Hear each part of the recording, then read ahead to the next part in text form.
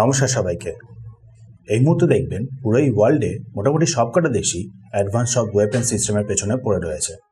কোনো দেশ ফাইটার জেটের পেছনে, কোনো দেশ মিসাইলের পেছনে, তো কোনো দেশ আবার অ্যাডভান্স ডিফেন্স সিস্টেমের পেছনে, যেগুলো বাই করছে তারা হয় ইউএস এর কাছ থেকে, না হলে ফ্রান্সের কাছ থেকে, আর না হলে চীনের কাছ থেকে। আর যার জন্য তারা বিশাল বিশাল অ্যামাউন্টও পেমেন্ট করতে রাজি হয়ে যাচ্ছে। মানে ডিফেন্স ইকুইপমেন্টসগুলোকে বাই করছে বিশাল বিশাল দাম দিয়ে। সেখানে আমাদের এই ভারত বর্তমানে খুবই চিপ প্রাইসে কত অ্যাডভান্স সব ডিফেন্স ইকুইপমেন্টস পরপর ডেভেলপ করে যাচ্ছে দেখে নিন। প্রথম দিকে মনে হবে খুবই সামান্য কিছু একটা ডেভেলপ করা হয়েছে, কিন্তু পুরো শেষের দিকে গিয়েই বুঝতে পারবেন কতটা অ্যাডভান্স একটা ডিফেন্স ইকুইপমেন্টস ডেভেলপ করে ফেলেছে আমাদের এই ভারত।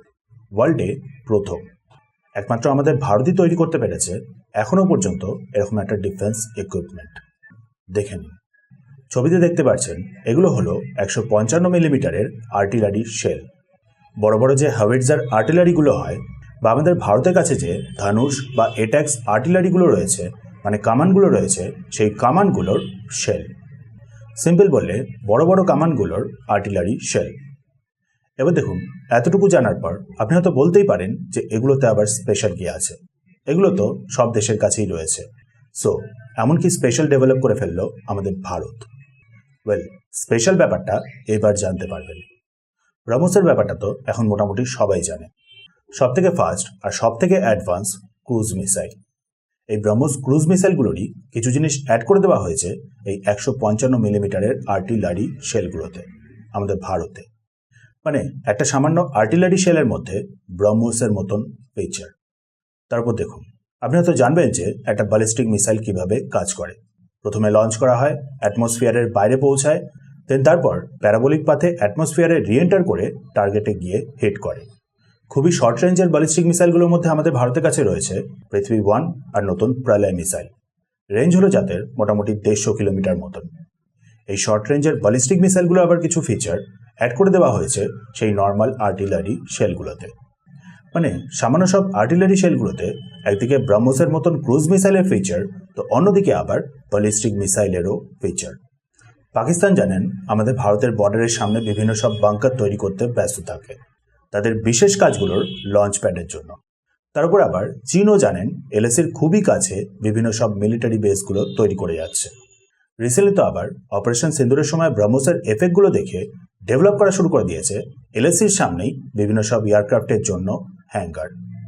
মানে এয়ারক্রাফটগুলোকে সিকিউর রাখার জন্য নতুন সব হ্যাঙ্গার ডেভেলপ করা শুরু করে দিয়েছে চীন এলএসির খুবই কাছেই, এয়ারক্রাফটগুলোকে যাতে ব্রহ্মসের হাত থেকে বাঁচানো যায়। সেখানে ভেবে দেখুন, সেই এয়ারক্রাফটের হ্যাঙ্গারগুলোকে ডিস্ট্রয় করার জন্য বা পাকিস্তানের বাংকারগুলোকে ডিস্ট্রয় করার জন্য ব্রহ্মসের জায়গায় এখন হয়তো ইউজ করা হলো সেই নর্মাল আর্টিলারি শেল। মানে ব্রহ্মসের জায়গায় নর্মাল সব আর্টিলারি শেল দিয়েই বাংকারগুলোকে ডিস্ট্রয় করা বা চীনের এয়ারক্রাফটের হ্যাঙ্গারগুলোকে ডিস্ট্রয় করা। ভেবে দেখুন শুধু। সো ব্যাপারটা কি দাঁড়াচ্ছে? ব্যাপারটা হলো একটা লার্জ কামান থেকে লঞ্চ করা হচ্ছে নর্মাল আর্টিলারি শেল, যেটার মধ্যে ব্রহ্মসের মতন ক্রুজ মিসাইলের ফিচার, তার সাথে আবার ব্যালিস্টিক মিসাইলেরও ফিচার। কাজ করছে সেই ব্রহ্মসের মতন করে বা ব্যালিস্টিক মিসাইলের মতন করেই।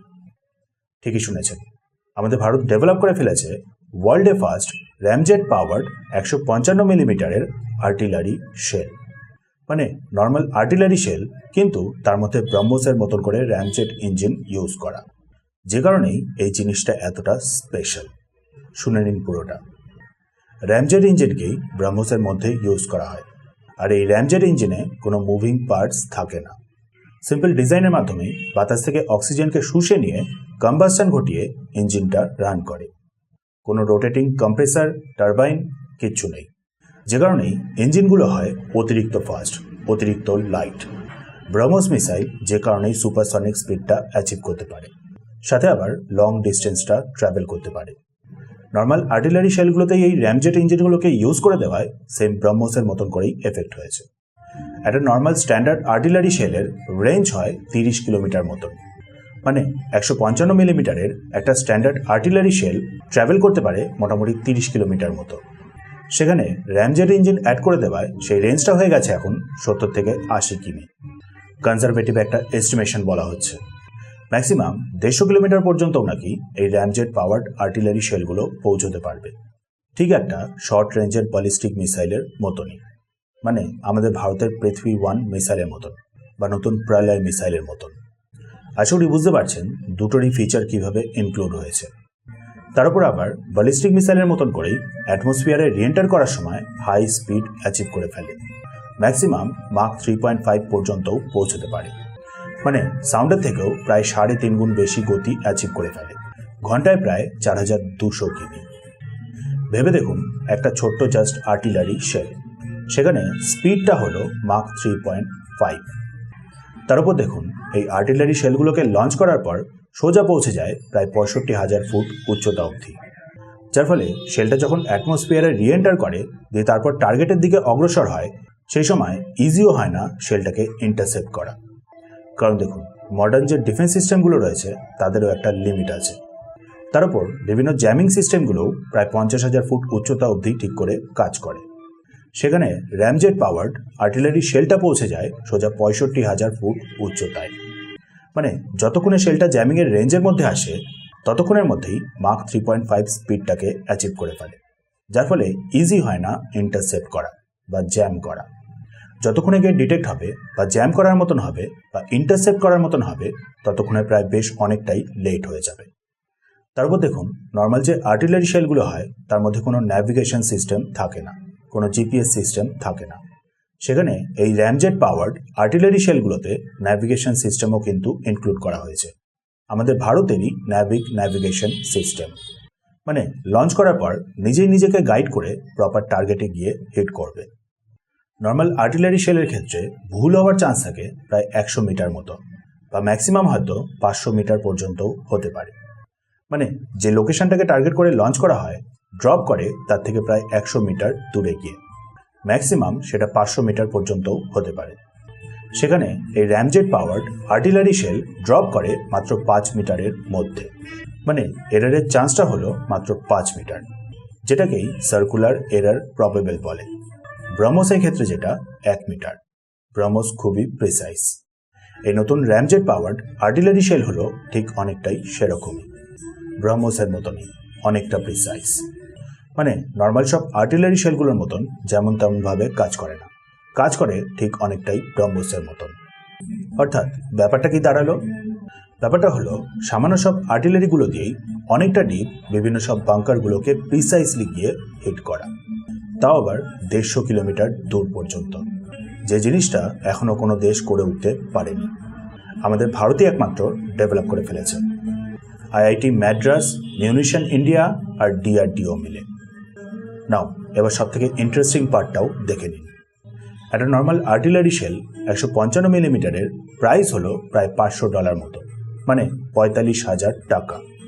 র্যামজেট ইঞ্জিন লাগানোর পর সেই প্রাইসটা পৌঁছবে প্রায় $22,000 মতন, মানে 19 লক্ষ টাকা। অর্থাৎ 19 লক্ষ টাকাতেই একটা র্যামজেট পাওয়ার্ড আর্টিলারি শেলকে আমাদের ভারত তৈরি করতে পারবে আপাততের জন্য। পরে হয়তো আরও প্রাইসটা অনেকটা কমে যেতে পারে। সেখানে এই সেম জিনিস এক তো অন্যান্য কোনো দেশ ডেভেলপ করে উঠতে পারেনি, তার উপর এস্টিমেটেড প্রাইসটাও সেখানে বলা হচ্ছে প্রায় $1 লক্ষ, মানে এখনকার হিসাবে প্রায় 90 লক্ষ টাকা, বা বলতে পারেন 1 কোটি টাকাই। ভাবুন আমাদের ভারত ইতিমধ্যেই ডেভেলপ করে ফেলছে প্রায় 19 লক্ষ টাকায়, সেখানে বিদেশে ডেভেলপ হবে প্রায় 1 কোটি টাকায়। কতটা ডিফারেন্স ভাবুন। মানে কম খরচেই আমাদের ভারত বেশ অনেক কিছুই অ্যাডভান্স বানিয়ে ফেলছে। তারপর দেখুন একটা ব্রহ্মস মিসাইলের মোটামুটি কস্ট হলো প্রায় 25 থেকে 35 কোটি মতন, প্রলয় ব্যালিস্টিক মিসাইল প্রায় 10 কোটি মতন, পৃথিবী-1 ব্যালিস্টিক মিসাইল প্রায় 3 থেকে 8 কোটি মতন। সেখানে এই সবগুলোর অনেক কিছু প্রায় একসাথে মিলিয়ে র্যামজেট পাওয়ার্ড আর্টিলারি শেলগুলোর প্রাইস হলো মাত্র 19 লক্ষ মতো। ভাবুন কতটা কস্ট এফেক্টিভ। তারপর আবার ব্রহ্মস বলুন বা প্রলয় বা পৃথিবী-1 সবকটারই লঞ্চারগুলোর আবার আলাদা করে হাই প্রাইস। সেখানে এই আর্টিলারি শেলগুলোর লঞ্চার মানে ধনুষ বলুন বা এট্যাক্স দুটোরই প্রাইস হলো প্রায় 15 থেকে 20 কোটি টাকা মতন। ব্রহ্মস আর প্রলয় মিসাইলের লঞ্চারগুলোর একটা ক্যানিস্টার থেকে পরপর কিন্তু লঞ্চ করা যায় না। সেখানে ধনুষ বলুন বা এট্যাক্স দুটো থেকেই কিন্তু পরপর বেশ অনেকক্ষণ ধরেই ফায়ার করা যায় আর্টিলারি শেলগুলোকে। 3টে রাউন্ড 15 সেকেন্ডে, মানে 3টে আর্টিলারি শেলকে মাত্র 15 সেকেন্ডের মধ্যে ফায়ার। 6টা রাউন্ড 30 সেকেন্ডে, আর মাঝখানে একটু একটু করে গ্যাপ দিলে 60 মিনিটে প্রায় 60খানা রাউন্ড। ভাবুন, 60খানা শেল পরপর ড্রপ করছে একটা পার্টিকুলার এরিয়াতেই। বুঝতেই পারছেন অবস্থাটা কি করতে পারে। তার উপর আবার ধনুষ বলুন বা এট্যাক্স, দুটোই কিন্তু শুট অ্যান্ড স্কুট এই প্রিন্সিপালের ওপরে কাজ করে। মানে র্যামজেট পাওয়ার্ড বেশ কতগুলো আর্টিলারি শেলকে লঞ্চ করার পরেই সাথে সাথেই সেই আর্টিলারিটা হয়তো সেখান থেকে মুভ করে গেল, যার ফলে ইজি হয় না অ্যাকচুয়ালি যে কোনো ডিফেন্স সিস্টেমের ক্ষেত্রে অ্যাকচুয়াল সোর্সটাকে ডিটেক্ট করে সেটাকে অ্যাকচুয়ালি নিউট্রালাইজ করা। মানে আর্টিলারি শেলগুলো অ্যাকচুয়ালি কোথা থেকে আসছে সেটাকে ডিটেক্ট করে সেটাকে অ্যাকচুয়ালি নিউট্রালাইজ করাটা এতটা ইজি হয় না। আর এই পুরো সিস্টেমটাই আমাদের ভারত ডেভেলপ করে ফেলেছে। ওয়ার্ল্ডে first ramjet powered artillery shell 155 মিলিমিটারের। অপারেশন সিন্দুরের সময় আমাদের ভারত টার্গেট করেছিল ম্যাক্সিমাম 30 থেকে 100 কিলোমিটার দূরে থাকা বাঙ্কারগুলোকে। চীনও নিজেদের বেসগুলোকে ডেভেলপ করছে এলএসি থেকে ওই ধরেন 100 কিলোমিটারের মধ্যেই। মানে বুঝতেই পারছেন হাই ভ্যালু টার্গেটকে এবার টার্গেট করা হবে সামান্য আর্টিলারি শেলগুলো দিয়ে, র্যামজেট পাওয়ার্ড আর্টিলারি শেলগুলো দিয়ে। বুঝতেই পারছেন এবার হয়তো এই ডেভেলপমেন্টটা কতটা অ্যাকচুয়ালি স্পেশাল।